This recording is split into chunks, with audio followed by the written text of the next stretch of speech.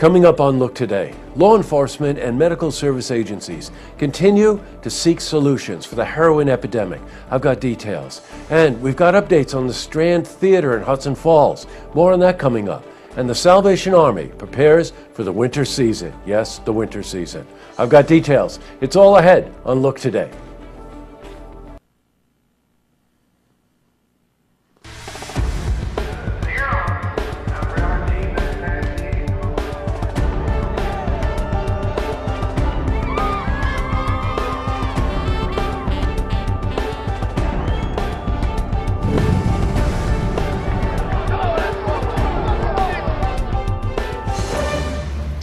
Welcome everyone, I'm Jay Hood Jackson and this is Look Today.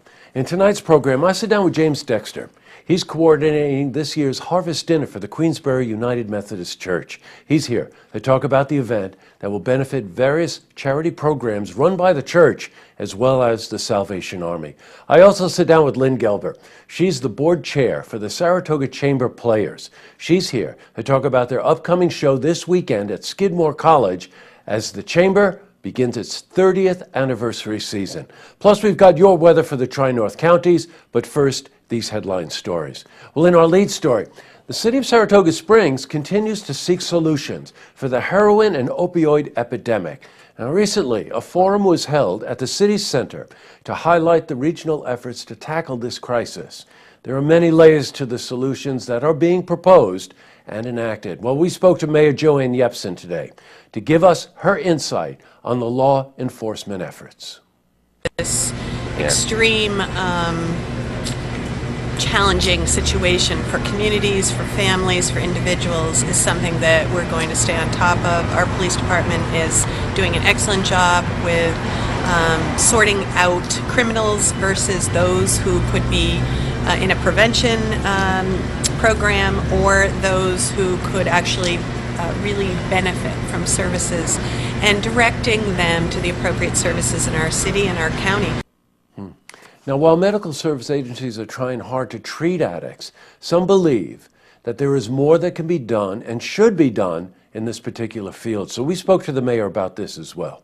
Clearly, our county DSS could be much more in the community doing outreach, and including the county substance abuse and mental health division is there. So we have a lot to offer our residents, but we need to make sure that the people that need the services and the programs are getting to them.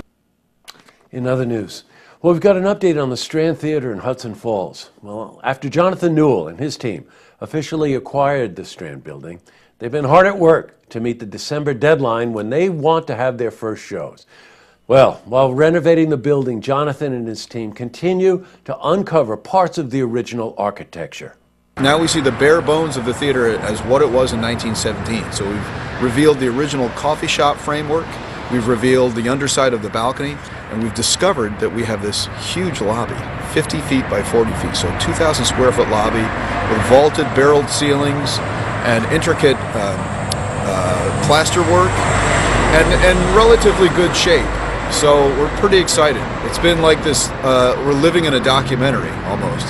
So we're discovering things every day. We've discovered the old ticket booth and other small facets about the building that we're really excited about.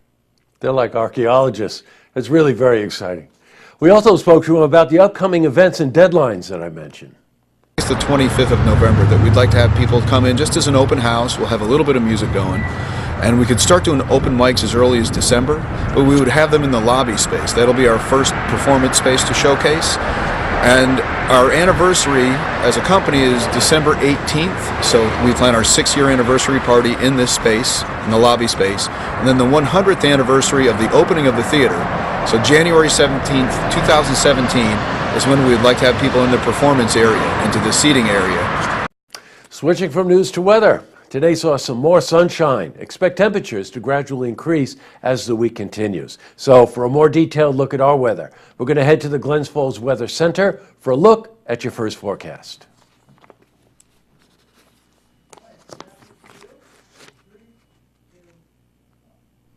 Back to the news.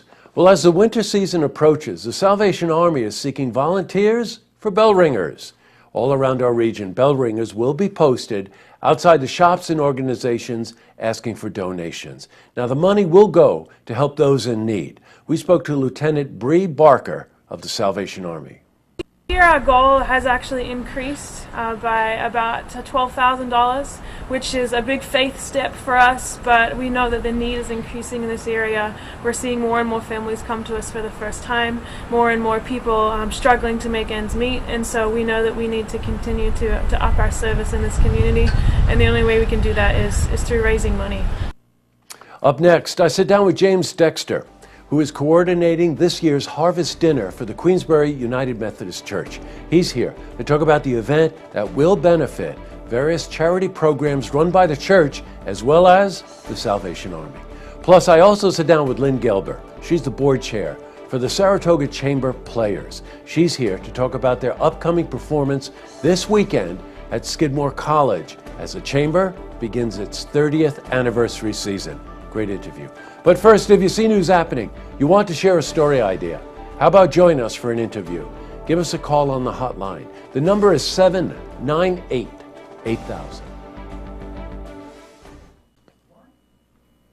Well, that's all the time we have for this edition of Look Today. I've got a bunch of lookouts tonight. First one is that tonight, on some of the schedules, it does say the Queensbury Town Board meeting.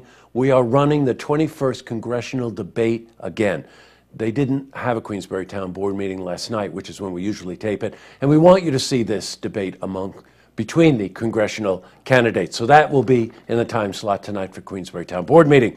Also, that interview I did earlier, we do not have time to run that again this week, and I just want to remind you that the Saratoga Chamber Players is an amazing group of musicians, and if you have time, this Sunday, 3 o'clock in the afternoon on Sunday at Filene Recital Hall on Skidmore's campus is the first in this series of concerts this season, and you shouldn't miss it. Also today, I interviewed Congresswoman Elise Stefanik, and the conversation was just very informative, as always with her, and we're going to break it into two parts.